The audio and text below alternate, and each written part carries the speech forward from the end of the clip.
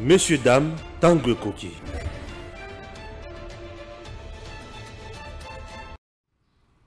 Vous êtes sur Edem TV officiel, votre chaîne de référence en République démocratique du Congo. Stéphane Balamwangue, votre humble serviteur.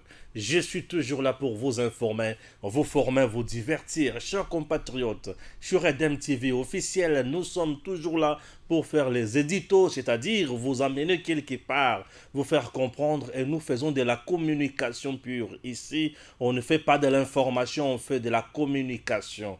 Alors sur ce, moi Balamwangue, avec Edem TV officiel, soutenons l'institution président de la République, Félix-Antoine Tshisekedi Tshilombo, et soutenons également d'autres institutions et d'autres membres du gouvernement dont les soucis de les encourager, de les pousser à faire mieux pour le peuple congolais, dénoncer lorsqu'il faut dénoncer, encourager lorsqu'il faut encourager, et proposer également, car il s'agit de notre pays. La réussite du président Tshisekedi, c'est le bien-être des Congolais. La réussite du président Tshisekedi, c'est les courants. La réussite du président Tshisekedi, c'est les courants.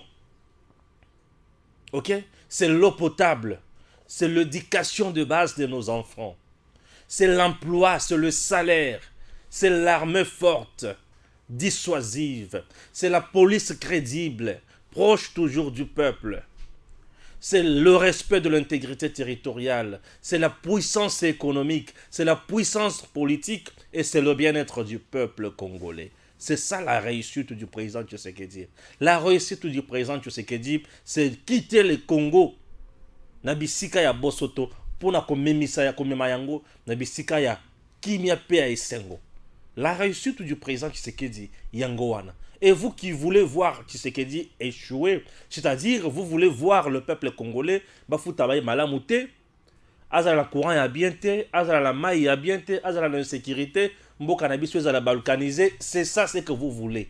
Bino Batou, Bo Mesana Kolinga Tshisekedi te.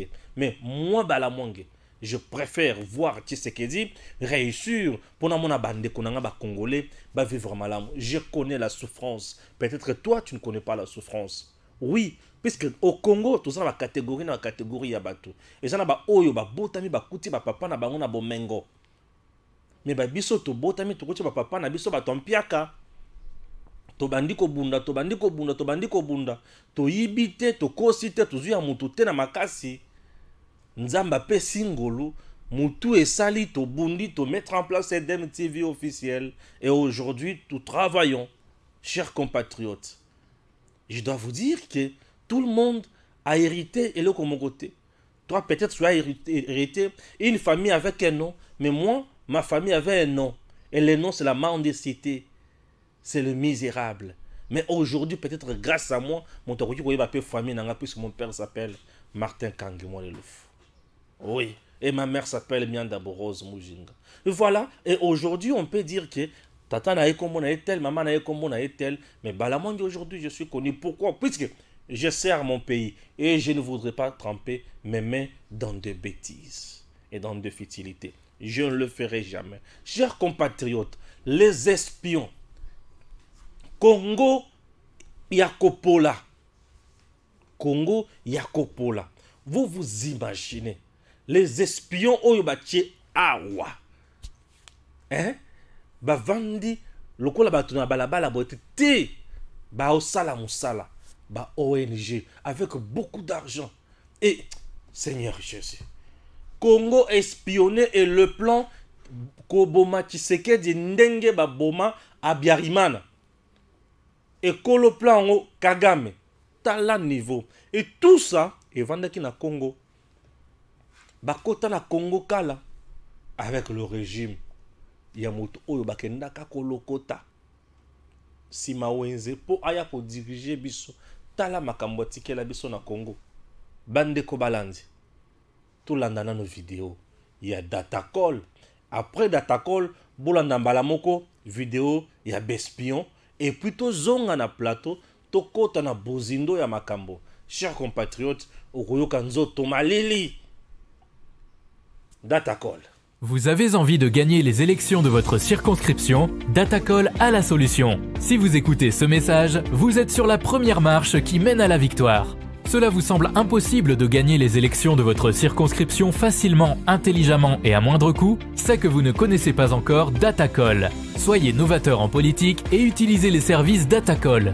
Ce service est la solution idéale pour tous les politiciens, tous les indépendants ou encore toute personne soumise à la diaspora qui souhaite s'impliquer dans une campagne politique qui gagne.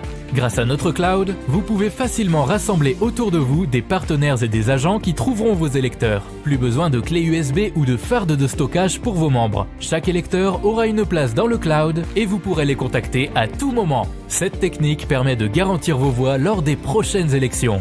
Vous êtes électeur? Soyez vigilant et vérifiez la transparence de votre candidat. Chaque candidat crédible se trouve sur Datacall. Si votre candidat ne s'y retrouve pas, il ne sera pas joignable et vous ne pourrez pas lui faire part de vos besoins. Il est donc inutile de voter pour lui. Vous êtes entrepreneur? Rejoignez l'équipe en devenant consultant de politiciens pour la campagne électorale. Non seulement vous aiderez une personne qui veut faire bouger sa région, mais vous pourrez également gagner de l'argent. N'attendez plus, créez un compte Datacall et soyez le plus tendance des politiciens. Des milliers d'électeurs vous observent à travers Datacall. N'hésitez pas à créer votre compte sur www.datacall.com. N'hésitez pas à créer votre compte sur www.datacall.com. Savoir de quoi s'agit-il concrètement? Nous sommes en face d'un cas d'espionnage des services rwandais opérant à Kinshasa, détecté et démantelé par nos services de sécurité qui ont fait un joli coup de filet. En effet, 2 espions rwandais, dont l'un est un élément du Rwandan Defense Force, en abrégé RDF, agissant sous la couverture d'une ONG de développement dénommée African Health Development Organization, en abrégé AHDO, sont tombés dans les filets des services de sécurité congolais avec 2 de leurs complices. Ces espions avaient non seulement infiltré de hauts gradés de FARDC, de personnalités politiques de grande envergure, ainsi que des opérateurs économiques et membres de la société civile. Les téléphones cryptés du militaire rwandais, après exploitation par nos services et de nos enquêteurs, a révélé que ces derniers a eu accès aux différents sites stratégiques de la capitale et c'est en complicité avec certains officiers généraux et supérieurs de la FARDC. D'autres espions sont recherchés, d'autant plus que l'ONG en question avait ouvert des antennes dans les provinces du Kwango, Kwilu, Kasai, Nord Kivu et Sud Kivu. Ils seront finalement rattrapés, L'acquisition par ces espions d'un important patrimoine foncier dans le périmètre de l'aéroport international de Ndjili et de la base militaire de Kibomango. Ces acquisitions ont laissé entrevoir la préparation d'un plan machiavélique similaire à celui qui a été à la base de l'assassinat de Juvenal Habyarimana et de son homologue burundais en 1993. Les investigations se poursuivent sur base de pistes et d'éléments de preuves fournis par ceux qui sont appréhendés. Les services de sécurité de la République démocratique du Congo rassurent la population qu'ils sont à pied d'œuvre pour démanteler ces réseaux de criminels et mettre hors d'état de nuire tous les complices, aussi bien civils que militaires. Mesdames et messieurs, chers compatriotes, nous demandons maintenant à la régie de nous balancer les images ou la vidéo de ces 4 espions.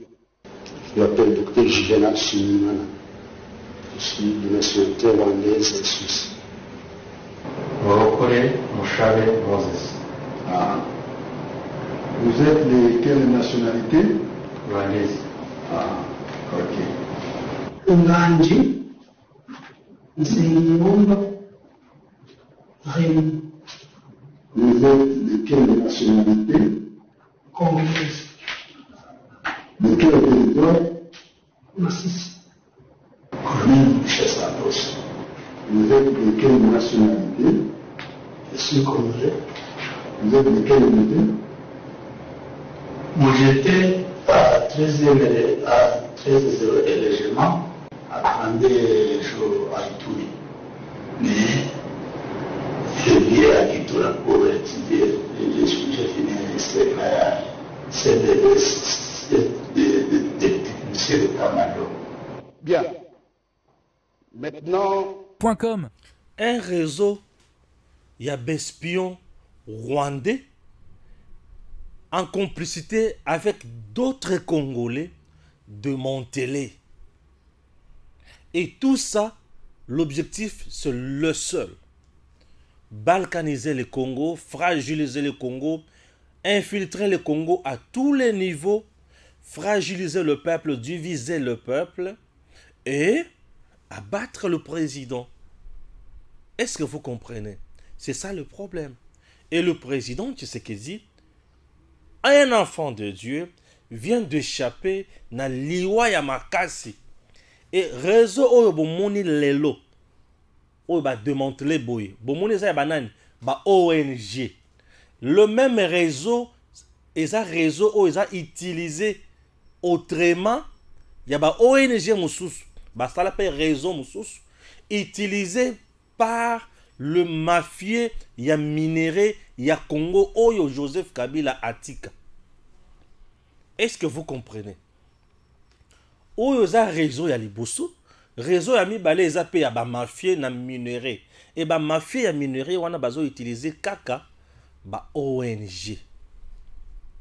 Et na ba réseau oyo soki e sentir résistance liboso nango mutu wana bako diaboliser ye. Et soki ba diaboliser ye azongi sima population amoni ye moyini bakonzi mususu bamoni ye ke oyo aza wana mpona bolamu ya peuple te batie ye pembeni bango bakontinue na coopérer.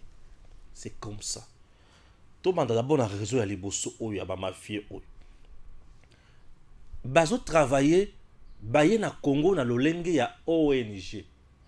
Et les ONG ozomona bango baza na ba action na ba terrain. Or problème la bango na ba action na ba terrain eza pona koyeba cartographie ya RDC malamu, koyeba mentalité ya peuple congolais malamu, ko inculquer population congolaise ba biloko moko na mitu pona ko diviser bango. Eloko liboso eloko mibale ba ONG lelo bakomi ko somba ba terrain ya minene. Effectivement ba terrain ya minene eza makasi na oyo na mboka na biso. Ba terrain ya minene ba ONG koma ko somba ba terrain ya minene. Et ba terrain wana aujourd'hui basi ba démanteler ba terrain ba sombi yango na ba coin stratégique na aéroport. Vous voyez déjà pembeni ya base militaire aérienne wana ba sombi terrain na aéroport. Et lorsqu'ils vont construire là-bas, et que la bisika na bango oyo bako bomba minduki, bisika na bango bako bomba ravitaillement na bango, bisika na bango bako sala nyonso ya ba formation na bango. Eloko mibale, eloko misato. Ba ONG wana za implanté na ba province nyonso. Et tala siko yo comprendre. Baza implanté na province ya Kasai, espace Kasai. Baza implanté na espace ya Kwilu ya Kwango affaire kwa muntu. Ndenge bato bazo bomana awa na Kwilu na Kwango na Grand Bandundu. Et ba ONG oyo baza kuna. Vous avez vu bato baza sima ya ba massacre oyo zo salema na mboka na biso. Puisque parfois bozo mituna me mando kezo kote la wapi. Biloko ebele ya ONG tango yaka.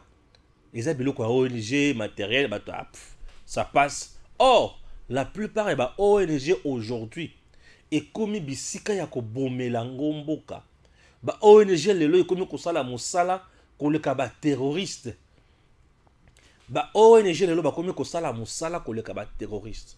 Donc les ONG aujourd'hui est comme terrorisme déguisé, terrorisme maquillé. Bachengo ONG. Tous les lots criminels bakomi ko opérer si ma ba ONG ya kosakanate. Leur bazo somba terrain na aéroport. C'est quoi le message? Il faut qu'on kanga aéroport. Ceux qui basi bakangi aéroport, ravitaillement na bango. Ba soda bakoya, mandoki ekoya, biloko kolia ekoya, batu na bango bakoya, et bino en ce moment-là, vous êtes bloqués. Même ceux qui ont besoin pour ça, il y a renfort, bakoye la wapi. Puisque bango bakangi déjà aéroport. Avion et kitisaka ebele. Aéroport, et ça bisika ba avion et kitaka. Il y a capacité na capacité où il y a kitisa mando qui na biloko ebele. Mais bakangi wana. Ceux qui bakangi déjà place à bongo, bino boza ya kolala, bino boza ya kokufa, bino boza déjà affaibli. Et le quoi liboso. Batterie ya minene ba tongi et comme ba centre d'entraînement. Il y a bato na bango. Et la plupart ya ba entraînement ya modèle wana et ça les makana moité, ça se passe la nuit. Tout le monde ba lali na bango déjà. Moins lumière moko froide. Allez. Babandi ba entraînement na bango. Et personne n'a accès na bisika ya modèle wana. Yango bomona ba ONG lelo ikoma na mapango ya minene. Immeuble ya munene mulai. Bazo sala ba action na kati kuna. Ça doit interpeller l'État congolais. Il serait souhaitable de faire le contrôle de la ONG nyonso eza na mboka na biso. La constitution le permet. Ce qui botangi constitution. Ta la Rwanda, Uganda baba ninga na binote. Les Rwandais ba mona makambo yo musika kala. Batia na constitution na biso. Bopesa nga constitution. Batia na constitution na biso. Article oyo bango batia biloko wana na constitution na biso. Je vous assure que eza article oyo bakoki ko réviser ata mokete. Article wana bakoki ko changer yango ata mokete. Bakoki ko changer article wana ata mokete. Je suis en train de chercher l'article en question. Tout en allant au 220. Article 220, il y a constitution. Et l'obinin, il y a mon akota na ba détail makasi. L'article 220 de la Constitution. Boyoka. L'article 220 de la Constitution.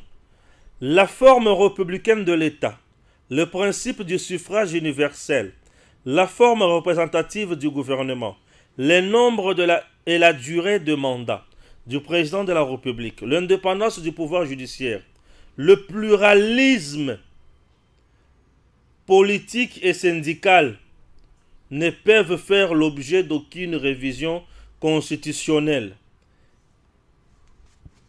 Le pluralisme politique et syndical. Ba ONG belé et comment na ba lignée ya ba syndicat. Puisque ba ONG belé et comment ko plaider makambo. Vous êtes sur Edem TV officiel. Ça c'est l'émission Tango Koki. Ba ONG belé et comment no lenge wana. Et moi si mato si ba ONG peto panza yango tolo bakeba ONG koki se coopérer sur le sol congolais ezate. C'est l'article de la Constitution 220 autres koki ko changer te. O ba koki pe ko simba te ezalak article verrouillé. Les Rwandais les Tutsis ba bete la kabiso des machines kala. Puisque ba yeba ki le Congo il faut qu'on infiltrer yango malam. Ils nous ont infiltré na ba ONG na l'église. Les associations, les ASBEL. Ba Congolais ba lingaka bisika ba kendaka ba pesi ba ngombongo. Congolais comme ça bisika akeye ba pesi mbongo. Congolais sont capables ya koya au moni pesa mama mokolo avandi azolela na kombo ya mwana mokelo kola bala mwangi ke na escroquer $5,000 na or il faut qu'il sombela na Ouganda. Vous imaginez? C'est ça le Congo. C'est ça le Congo. Donc moto avandi a raisonner à le bi yé Congolais sont capables ba yibi ke Congolais so ko pese mbongo a ko trahir moninga na ye pe a ko trahir mboka na ye. Tina wapi les Rwandais ba ye ba kambo wana. Lokola na San City nous étions entourés. Il y a Kabila, nous étions na ba Rouberois, les Ougandais, les Rwandais, bazala qui ba patron, il y a rébellion et seulement na Congo na biso. AFDEL, c'est les Rwandais et l'Ouganda ba patron.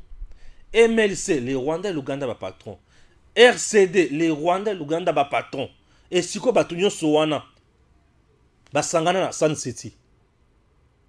Et bavanda basolola ba imposer biso constitution. Cette constitution, c'est une constitution made in Rwanda et Ouganda. Les jours où nous allons prendre conscience d'échanger d'abord la constitution de la République démocratique du Congo, tokokoma na mwa liberté moko ya makasi. Et dans cette constitution, partie il y a liberté, ba droits fondamentaux et à peu près 60 articles. La grande partie de la constitution na biso et qui n'a pas de liberté, ba droit, ba boy. Tout ça, les Rwandais préparent bien Congo. Donc nous sommes dirigés par une loi, mère, oyo ezota la makambo na bisote, ezana schéma na bango.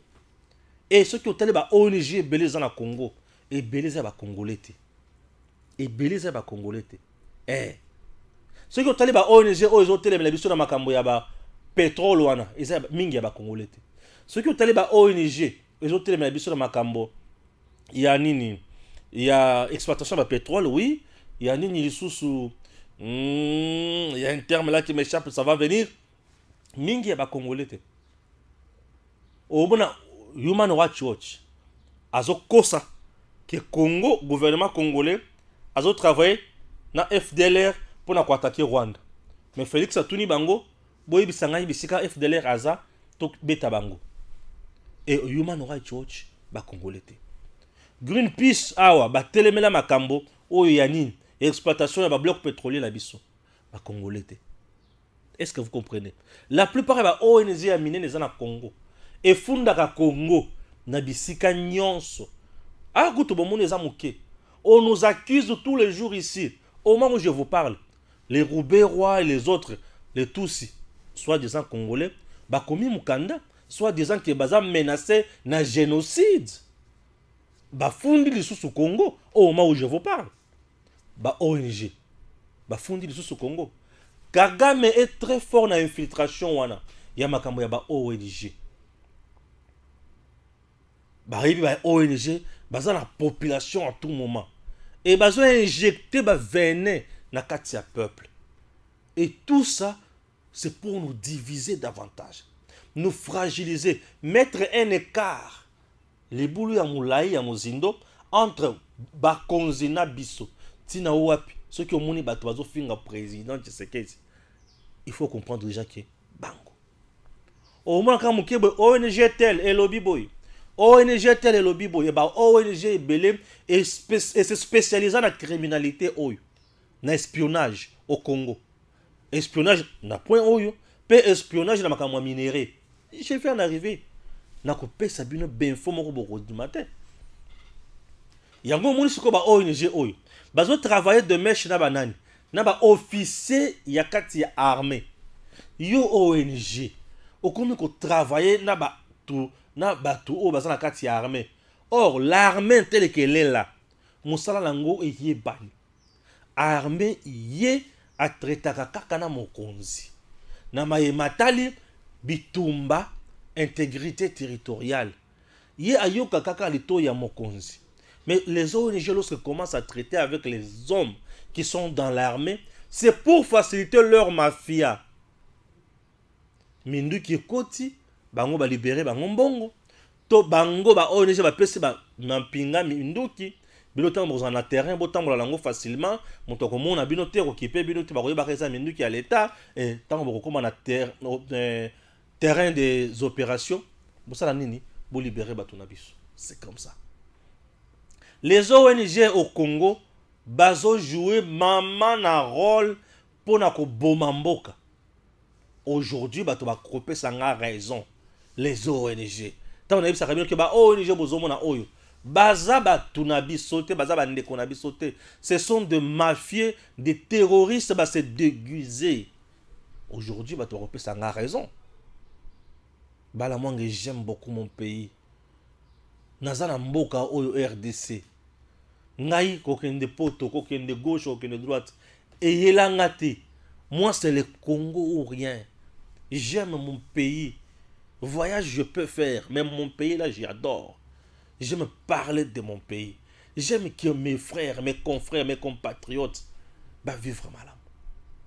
Bah lia, bah mela, bah se soigner bah l'amour. Bah tinda bana na bango na bikelasi. Mais bah ONG oyende zobo mabiso.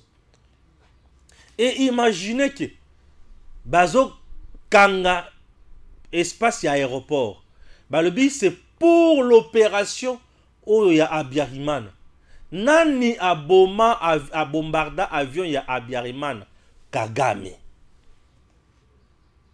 Vous comprenez sa méthode? Kagame yene muto bombarda avion ya Abiyarimana. C'est-à-dire bah occuper qui position stratégique. Et pourquoi occuper une position stratégique aussi chez nous? Pour savoir comment bombarder avion où il y a un président Tshisekedi. Kagame tel qu'il est là. Tshisekedi assis à gagner sur tout le plan. Sur toutes les lignes, sur toutes les pistes, le président Tshisekedi a déjà gagné Kagame partout. Kagame tel qu'il est là. Ces sanguinaires là, avant Akoufa, Akusala et Pakana et Yoma. Je vous dis. Akusala et Pakana et Yoma. C'est un rancunier Yasuka.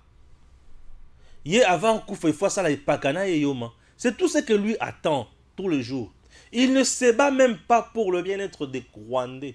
Mais lui se bat comment tuer Tshisekedi. Comment assassiner le président congolais. C'est tout ce que Kagame a étudié tous ces jours. Est-ce que vous comprenez? Et bah ONG ONG bomoni bango boye. Bah yé awa pour faire quoi? Pour ce travail là. Et belé bazala déjà awa kala. Bah pion na bango. Bazala musala bango espionnage.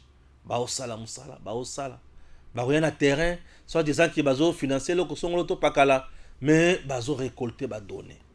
Bazo yoka au peuple la oloba. Bazo étudier amwe pana bango. Yango bomoni baza capable ya ko lancer moi eloko moko boye sur le plan politique et pas na biso eningisi baza na ba donner ya Congo chaque jour. Vous comprenez? Ba donner on ils na bango chaque jour et ba donner on les faciliter bango tâche ba yeba comment ko fragiliser biso.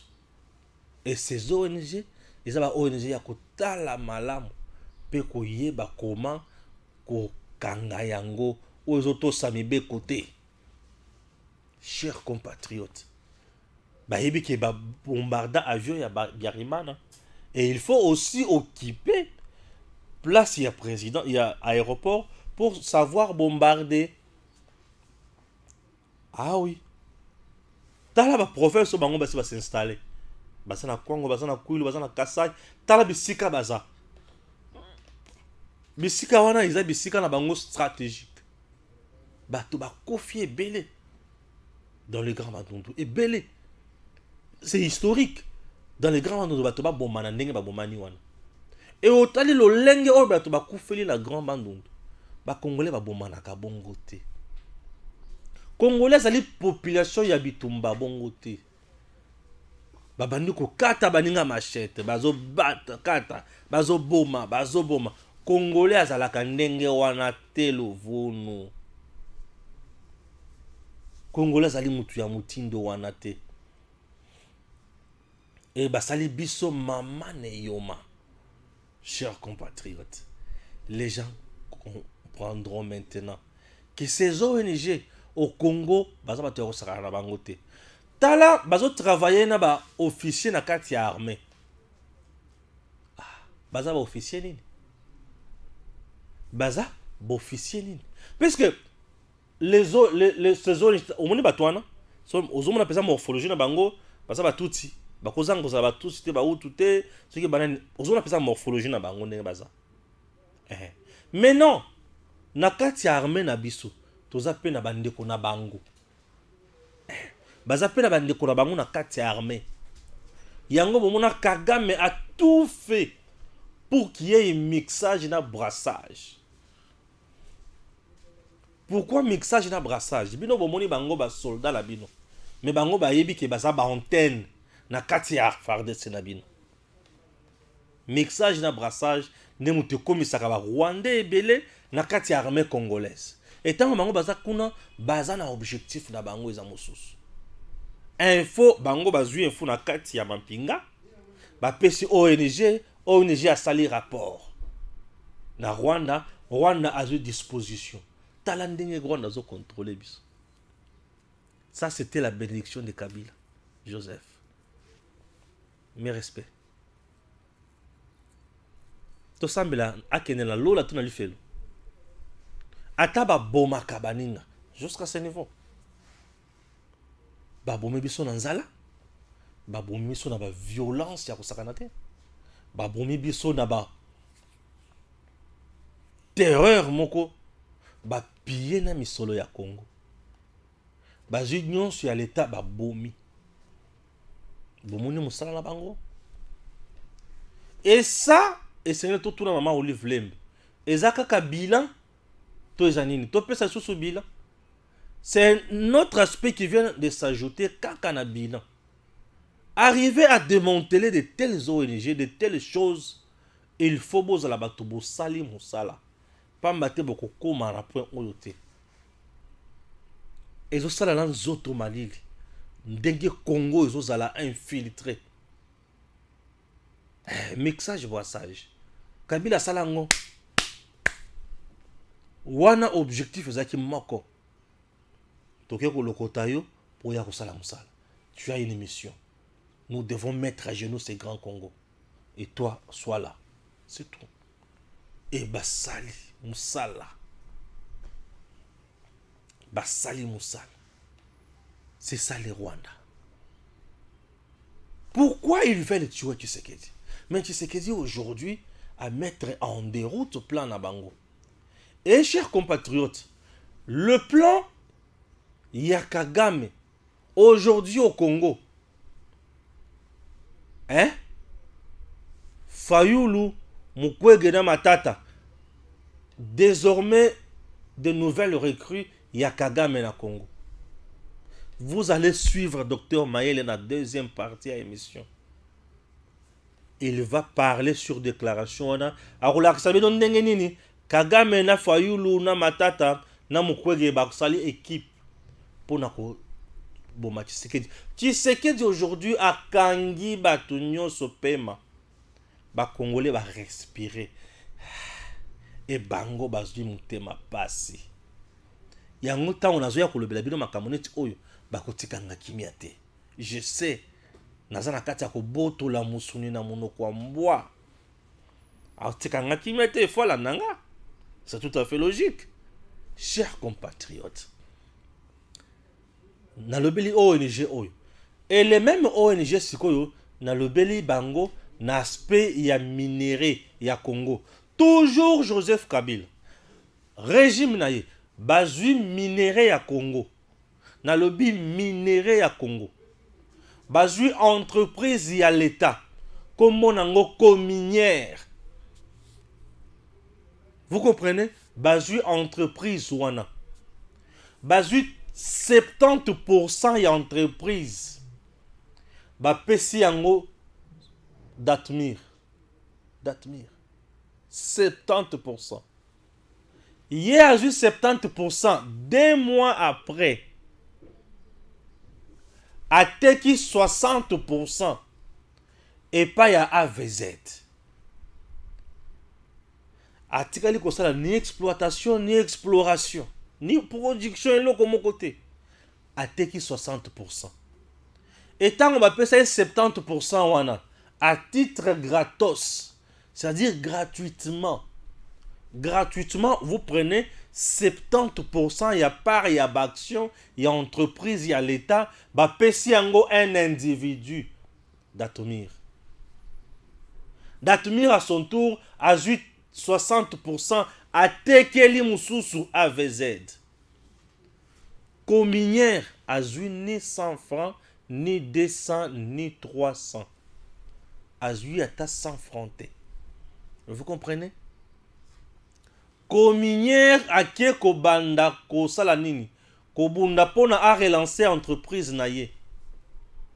A 15%, il y a part d'action na ye. Ko l'entreprise a tekeli nani Xijing na pris 33 millions. Entre-temps, AVZ avait déjà demandé na cominière que 15% on a tekelanga yango, mais pour ça moko n'action na 1 million. Cominière a résisté. Mais leur Xijinga ye bate ateki kuna na 33 millions AVZ a siliki. Ko silika ya AVZ a sangisi ba ONG. Voilà. Mais c'est quand on ko la bune. Ba ONG kaka. A sangisi bango. Bossa la déclaration. Bossenga départ, il y a un ministre d'État en charge à portefeuille. Oyo a payé autorisation. Bazu même schéma, bakoti ici, inspecteur général, chef de service, Jean Lingeti, na COP. Wow. Yo peut télémelaye. Ah. Yo peut télémelaye. Mais entre-temps, ministre d'État wana, na ba kolo cominière, na ba Xijing wana, ba kendati epa ya mokonzi mboka. Selon mes informations.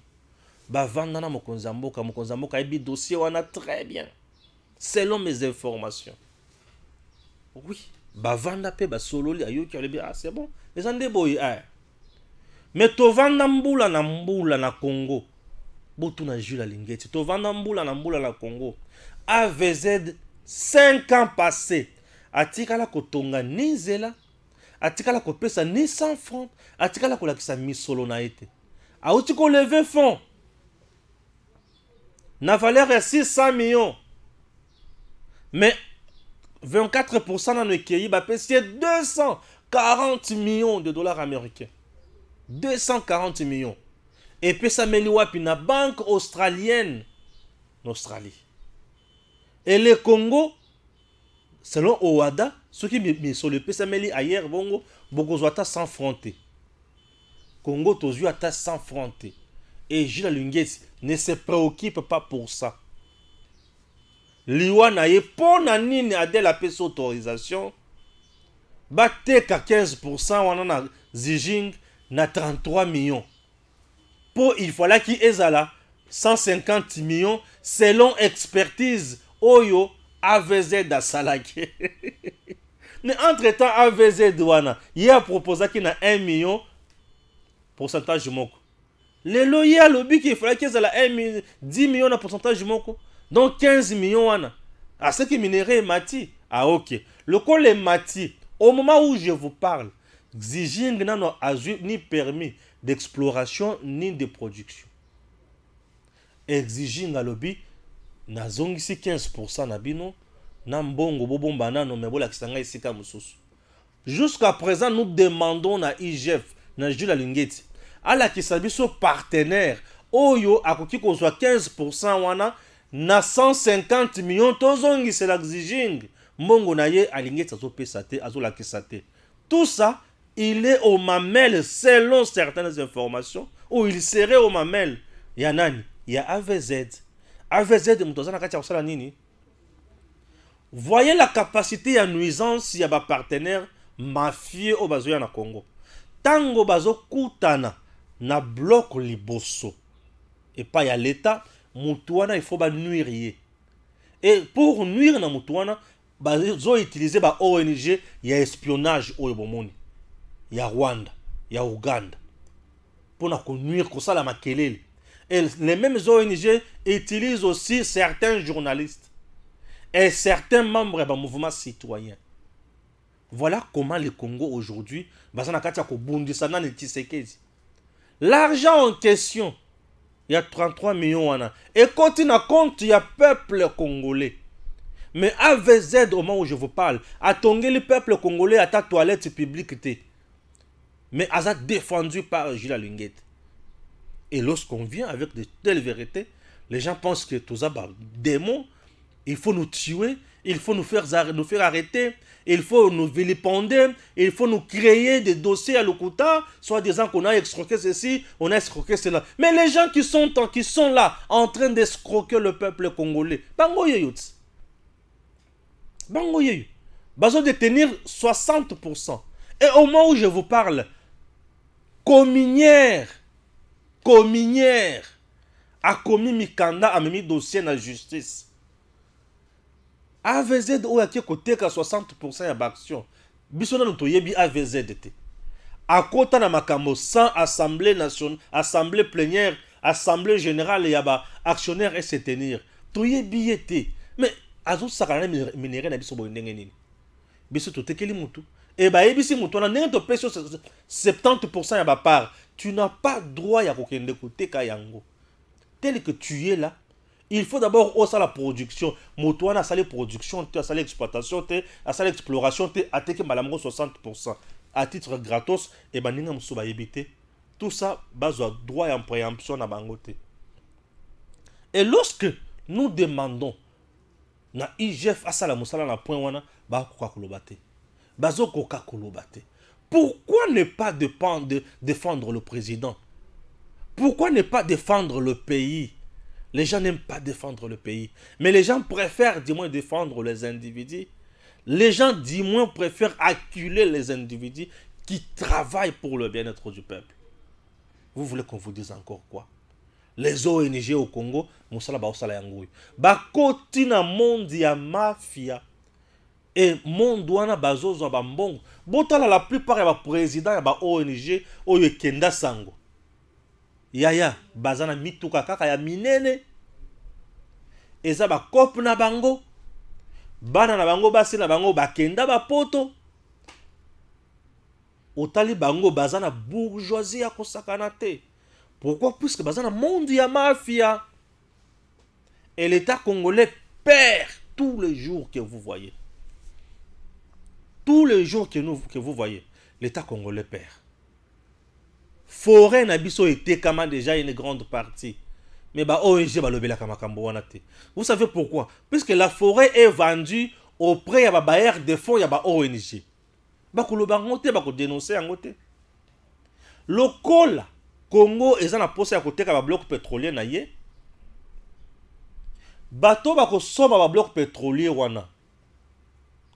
Baza ba partenaire ba ONG na bisote yango bomoni ba ONG na biso basalini ba telemi bozoteka pourquoi? Puisque ezo kende na profiter ya ba partenaire na bango et le Congo est détruit comme ça par les ONG. Les ONG peuvent vous créer des dossiers aujourd'hui. Bandi koloba. Et yoki bango sur le plan international. Bato bayoka bango sur le plan international. Bazaka ba lobbying. Ya ba mafie. Memi ba dossier wana au niveau likolo. Bandi ko chabido mal à l'aise. Ba ONG. Et ba ONG wana ze belé na Congo awa. Et belé baza crédible ata mokete je vous dis. Et belé baza na mafia ya. Soki na bandi ko tangelo ba kombo wa kondima te. Eh, j'ai des noms. Hein. J'ai des noms. Ceux qui n'ont pas de ba combo oyoka passi na motema. Et tout ça, bazana posa bakanga fachi kachi. Alemba, asala posa na bango, et c'est tout. Lorsque un ministre agit na dossier tellement minéré, il ne peut pas agir sans quitus le président de la République. Qu'on ne vous trompe pas. Batu baya pou ba kende ko tombo la miba. Ministre ya mine ya à l'époque a bengi Kabila. Mokonzi nazana batu bazo na mbongo pou ba tombo la miba. Kabila répondait yeni ani o. Ti lelo batu na ba pesa mbongo te. Mais Kabila avait souhaité créer une autre société Sassim aux côtés ya miba. Vous comprenez? Pourquoi? C'est puisque Namiba lui n'a pas intérêt. Et ça y a l'État c'est pour le bien-être du peuple. Lui n'est pas là pour le bien-être du peuple. Lui n'était pas là pour le peuple. Lui n'était pas là pour l'État congolais. Il était là pour ses affaires. Yango Sassim et Mata. Yango Sassim et Mata. Une société concurrente. Na société, il y a l'État. Il y a l'État et il y a privé et Mati. Bon, à niveau. Ce sont des choses qui doivent nous interpeller. Bande Konangai. Congo na biso bato batia yango na libulu bazaka kaba mboka oyo. Bapaya baye bazwi biso ba Congolais na musala na bango, tokomi ba umbu na bango, tozo nyokola nde bandeko na biso. Tozo nyokola nde mboka na biso. Et nous pensons que tu as bien traité. Non, tu es juste le premier à esclave. Mais tu restes esclave. Motuya Yambo parmi les esclaves, il est esclave. Mais il jouit juste na niveau de vie moroboyekaka. Mais tu restes esclave. Au contraire, tu es plus pire que Bao Bazanase. Parce que toi, tu es traître. Et toi, tu es traître. Donc, toi, tu tues. Bandeko. Nini toyoki te na mboko. Tala media ndenge tonda kiawa. Kofinga d'elle, kofinga princesse. Kofinga mama ya batu. Tout ça pourquoi? Puisque a telemeli intérêt à ba mafie. Azotambola na bosolo. Lokola tamboli la vérité et comme problème. Ce qui au tamboli kaka na vérité obemingam. Na oti koyebisa bino lisusuke. Ces ONG là, souci nango na bango, c'est pour se faire des santé financières. Alors, Fayulu Matata Mukwege Kagame Batumoko. Docteur Mayele, Olobini Yaya. Suivant. Nike oyo ya Fayulu na Docteur Mukwege na Matata Mpone Basalaki. Eza babilo mo eza na kacha communiquer na bango soko tanga mo bien ngolo ke bato bazo rouler pona nani. Omoni eza ndenge moko ba pesa biso ba papier akoya ba nino ya ba assurance ba écriture mo eza na kacha to tira attention mingite. To tira attention na bilo mo susu oyo eza manswa na oba komina na écriture mo amunene. Na kacha communiquer wana, c'est là où je trouve que non, contrairement à ndenge ba lobby que non, Fati Azali partenaire privilégié et fiable, il y a Rwanda plus précisément Paul Kagame, mais non, plutôt Azali Bango. Ba komi ba gens, il y a relais, il y a ba information, il y a Kagame. Ba komi ba gens au bazo la promotion, il y a ba vision à Kagame na niveau à Congo. Na ko se justifier na nini. Eza ba 3 points au bango va soulever na kati. Il y a déclaration à bango. Oyo il faut efongola biso ba Congolais miso. Boyebi pourquoi argument nino Kagame apchaka na niveau international. Ou alors que pourquoi il faut sécuriser frontières, pourquoi il n'a pas na Congo. Ezali présence yaba AFDLR. Oyo Kagame kota na période ya Kabila akena koluka bango azwangote. Oyo toki fati dernièrement lobi kutu keno boli bisabiso esika nini bango baza na Congo. Mais na communiqué yaba 3 leaders on va communiquer non tozo senga bo déplacer ba FDLR loin ya Congo. Cela veut dire quoi? Ba FDLR oyo Rwanda ya aluka amona bangote baza na Congo. Donc ezo pesa siko occasion ezo ba pesi Kagame maloba boyoki facha lobaki bazate ba leader ba lobi ke bazali. C'est encore grave. Ba koki kozala na bango. Boyoka Rwanda lobi dini ke non a soutenaka M23. Boyoka M23 baloba ke bazo appui à Rwanda. Ba FDL ramba kozala na bango pe. Est-ce que vraiment bino ba homme politique, sachant très bien que ce sont les alibis oyo Kagame a certifié pour ya na Congo. Est-ce que beaucoup koloba yango du moment que Kagame kota a maintes reprises à mona bangote. Donc bino moko bozo loba beaucoup mba porte-parole à Kagame. Wana de 1, de 2. Kagame denema loba ki ya lubini nike non. Bomonite kuna président on azali kuna azakutu président moko elite. Bino na communiquer na mino komini. Bo communiquer pas stabilité et kota na région. Na RDC ti na région, il faut ba élection moko ya bien et se dérouler na Congo. Et si vous croyez vraiment que non, Kagame yaka na Congo pour na makambo élection. Bosi boyoka Kagame lobini ni que nous soutenir M23 parce que pouvoir wana eza légitimité. Biso tout yebi pourquoi Kagame azoya na Congo. Kagame azoya na Congo pour azwa terrain, pour à la occupation, pour exploiter. Il ne vient pas parce que l'élection. Donc les autres biso to ko sa élection a bien. Président a bimi vraiment légitimement. Mais ba région wana tout. Est-ce que ba président baza légitime? Bakoya. Parce que l'objectif n'a pas, c'est pas des élections, c'est venir copier richesse à Congo. Qu'est-ce que ça a à voir avec un président légitime? Est-ce qu'il y a une stabiliser région? Région où on est dépend de l'élection à Congo? Donc, vous avez maloba Kagame ndenga loba irinike kuna ba des autres les pour la élection. Vous avez besoin un peu, vous tiens na kacheni, vous pèsez barkima. Bandeko Rwanda zoya na Congo teke pour danino. Bosi boyo ka mouvement rebelle mo lobini que non. Puis tout ça rébellion parce que pouvoir on est en place là illégitime. Non. Donc vous posez diagnostic mabé. Bino bozo kansa que stabilité à Congo que hôpitaux élection ya onde muto créer stabilité na Congo. Élection ni nego. Est même attend la période de Kabila, première élection, deuxième élection. Boyo ka attaque non M23 na bima que ça qui revendication que non parce que Kabila n'était pas élu. Non.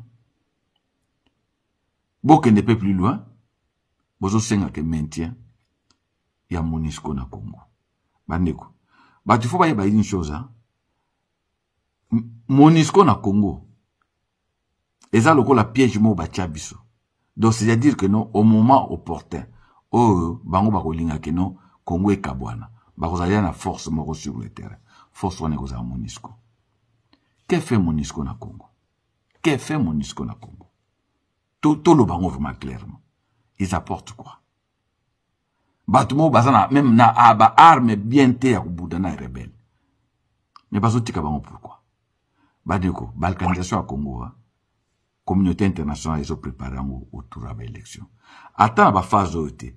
Au moins communauté internationale bango ba projet na bango ezaloko ba projet na bisoté à court terme. Bango batala à long terme. Peut-être même dans 20 ans, bah quoi arriver en parce que bah l'ougi bah kabola biso dans dengue tout, bah trouver te. Voir au bazo mon asiko que au bako kabola biso, ils allaient voir à travers les élections. Par quel mécanisme? Bah ebi que bah élection on est au créer bah frustration. Premier mandat, première élection, deuxième élection, troisième élection, il y a eu toujours des contestations. Mais au commun la communauté internationale, bah qu'on dit toujours bah résultat wana. Et qu'est-ce qu'ils font? Bah zali précoce, bah gouvernement na biso pression. Bazo pesa ba mbongo. Bo organiser l'élection, bo respecter ba date constitution. Mais à aucun moment, ba gouvernement na biso. Dans la lobby à Kabila même à Fatia. Bo si bo communauté internationale et bango pression que non, bo si sa guerre wana est. Non. Mais ba bango pression pour na calendrier électoral. Donc pour na bango, et là c'est important pour na bango, ce sont les élections au Congo. Même à table élection où ils ont contesté pour na bango, et ça dit que non, tout tika a tout créé à frustration à chaque fois. De façon tango ko makasi. To ça nini, ba communauté monsieur au Kabwana, ekolo ba keno biso to lembi. C'est ça l'objectif na bango. Donc élection à Congo, et ce sont des pièges. Onanga, ils ont des pièges bazo tiabiso. Bah, pays où ça va élection te, bah, tout tika bango. Je ne dis pas que je suis contre les élections, mais tout ça là bien. Tout se poser question. Pourquoi communauté internationale, bah, tiaka pression na ba gouvernement na biso. Bah, pesa ka biso mbongo, autour de l'élection, mais il ne faut jamais pression na ba gouvernement na biso. Bah, pesa ka biso jamais mbongo pour tout tiape sécurité na mboka na biso. Baza biso na force moko ya MONUSCO wana, oyo eza incapable, o baza ta na ba arme ta obunda na ba rebelle. Ils préparent quoi? Ils veulent quoi? Tout me tourne ici quand même. Il y a un temps bozo ba kebo maintenir bango. Je ne crois pas dans un comprendre bozo mon ani. Ata ba ko changer le programme là. Ba changer ba mission na ba combien de fois? Zéro. Donc ba leader politique Hermoro, il y a un comprendre même la communication, na communiquer na mino que non bolobine que vous ne voulez pas être des acteurs. Il y a un miettement na la balkanisation ya Congo. Parce que pour Nabino sur l'élection l'équipe bien été co-créée. Effectivement. Vous ne pouvez pas dire aujourd'hui que non, vu situation sécuritaire na Est kuna tukuno, moi été organisé l'élection. Tout stabiliser dans le côté non, kuna besoin c'est que va sécuriser. Alors que vous voyez que nous avons un problème, il y a armée na biso. Donc, pour la bino sécurité, donc il faut d'abord faire élection avant tout. Pas ça va Congolais à te. Bino, pour la bino, beaucoup benga tout. Ba kende ko la na ba bureau de vote. Pour que non, pour na ba intérêt na bino. Mais bo senga jamais peuple. Que bo kende ko la même liboso parlement, même liboso a primature, de façon que ba bon social na bino. Bo senga jamais peuple. Bino jamais bo sala ba forum pour que y associer la peuple. Bo sala jamais ba dialogue pour que social la peuple bon non. Bo sala toujours pour na ba intérêt na bino mon politicien. Boza motema mabe. Bolongola qui opposition donc boye ba que non, un opposant n'est pas un ennemi.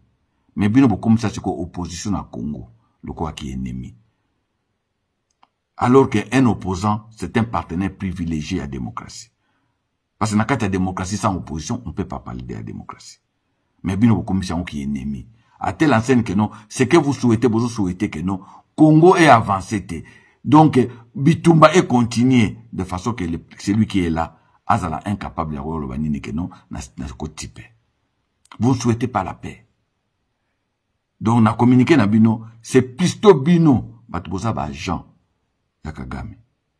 À travers ba point wana, babiloko Kagame azolo, babiloko M23 azolo, beaucoup ba relayer nango.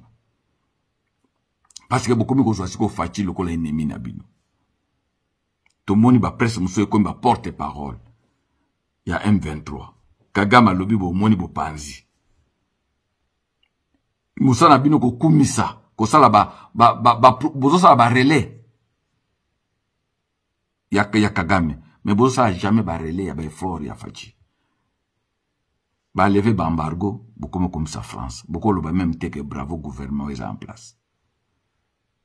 Beaucoup comme ça nini église catholique depuis quand? Église catholique qui n'a pas l'obama kamkuna. Alors que nakati na bino bozana batu oyo baza na ba carnet d'adresse na niveau international. Bozo ba Moïse Katumbi baza na carnet d'adresse. Carnet d'adresse à Moïse ko permettre que basi sa guerre na est et ko permettre que no basala ba embargo na Rwanda. Non. Bolinga Congo.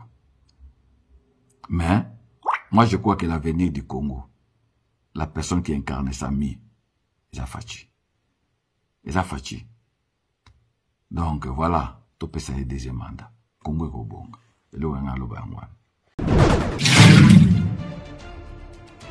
Messieurs, dames, Tanguy Koki.